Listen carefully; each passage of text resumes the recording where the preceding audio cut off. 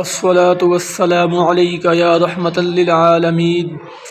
حضرت ابو ہریرہ رضی اللہ تعالی عنہ سے روایت ہے کہ تاجدار ختم نبوت صلی اللہ علیہ وسلم نے فرمایا: الا ان الدنیا ملعونۃ ملعون ما فیہا الا ذکر اللہ وما والاہ وعالم او متعلم۔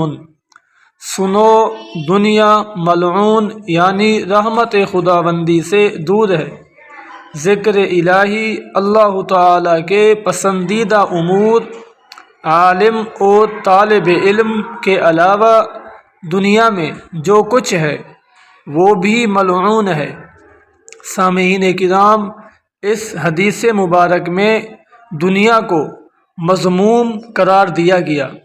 دنیا سے وہ امور مراد ہیں جو ذکر الہی سے غافل کر دیں، جو کام عبادت اور طاعت یا کسی بھی نیکی کا ذریعہ بنے، مثلا کسب حلال، عبادت پر قوت حاصل کرنے کی نیت سے کھانا پینا وغیرہ۔